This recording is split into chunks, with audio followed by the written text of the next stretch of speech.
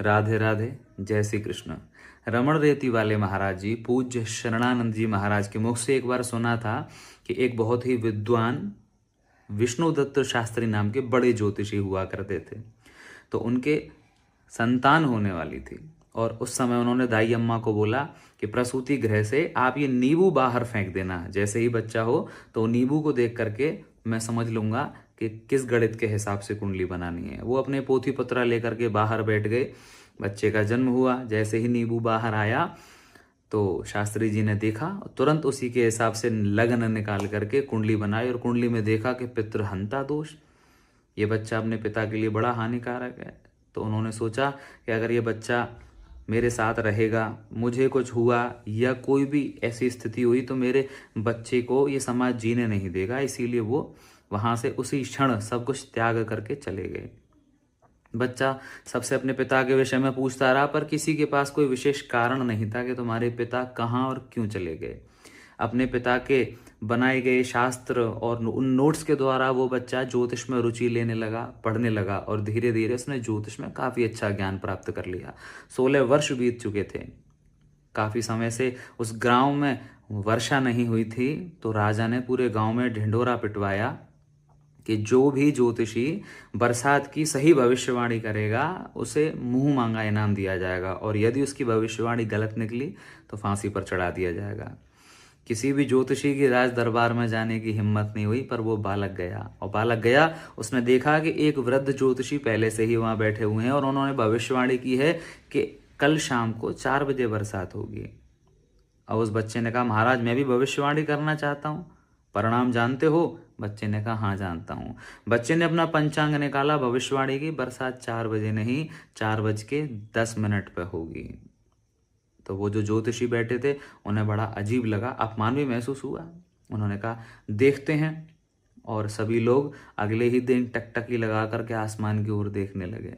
4 बजे देखा कि आसमान से कोई बूंद नहीं आई, और जैसे ही 4:10 हुए तो बरसात का आना प्रारंभ हो गया। तो जो बड़े ज्योतिषी थे उनको बड़ा अपमान महसूस हुआ, और परिणाम में तो फांसी की सजा थी ही। जब राजा ने उस बच्चे से पूछा कि बताओ तुम्हें इनाम में क्या चाहिए, बच्चे ने कहा, महाराज मैं इन विद्वान ज्योतिषी की आपसे जीवन दान मांगता हूँ, आप इन्हें छोड़ दीजिए, इनको कोई कष्ट मत पहुंचाइएगा। राजा ने पूछा, अरे तुम इतनी सी उम्र में ही इतने ज्ञानी कैसे हो, और आखिर ये तुम्हारे हैं कौन, तुम इन्हें क्यों बचाना चाहते हो, सोने चांदी संपत्ति की जगह इनका जीवन क्यों मांगते हो? तो उस बच्चे ने बताया कि महाराज ये मेरे पिता हैं विष्णुदत्त शास्त्री जी। राजा बड़ा अचंभे में पड़ गया। पूरी जनता देखने लगी और स्वयं शास्त्री जी देखने लगे कि ये मेरा पुत्र। आंखें सजल हो गईं, नेत्रों से आंसू झरने लगे। पुत्र को हृदय से लगाया और पुत्र से कहा कि बेटा ये ऐसे कैसे हो गया? तो पुत्र ने कहा, पिताजी सारी चीजें आपकी गणित के अनुसार नहीं होती, नियति प्रकृति ईश्वर की इच्छा से भी होती हैं। दाई अम्मा ने जिस समय वो नींबू फेंका था वो दरवाजे की चौखट से टकरा करके अंदर ही रह गया था। दोबारा उन्होंने नींबू निकाल करके भेजा, तब तक लगन बदल चुकी थी और आपकी गणित भी सारी गलत हो चुकी थी। और पिताजी आपने जो बरसात के लिए प्रेडिक्शन की उसमें बरसात तो 4 बजे ही आनी थी, पर पिताजी बरसात को उस आकाश से भूमि तक आने में थोड़ा समय तो लगता है, आपने उसकी गणित नहीं लगाई। पिताजी बड़े ग्लानि में रहे। विद्वान पुत्र को पाकर के बड़े प्रसन्न हुए। तो ज्योतिष वेदों के नेत्र कहे जाते हैं, बड़े विषय गूढ़ विषय हैं, शास्त्र हैं, समुद्र हैं। और आजकल मैं देखता हूँ कि बिना ज्ञान के ही, बिना पढ़े हुए ही कुछ एस्ट्रो करके अनेक सॉफ्टवेयर आ गए जिस पर बैठ करके ज्योतिषी बन करके और दूसरों के जीवन का फलित कर रहे हैं। देखिए ज्योतिष मजाक का विषय नहीं है। आपकी की हुई कोई भी भविष्यवाणी सामने वाले का जीवन खराब भी कर सकती है और बना भी सकती है।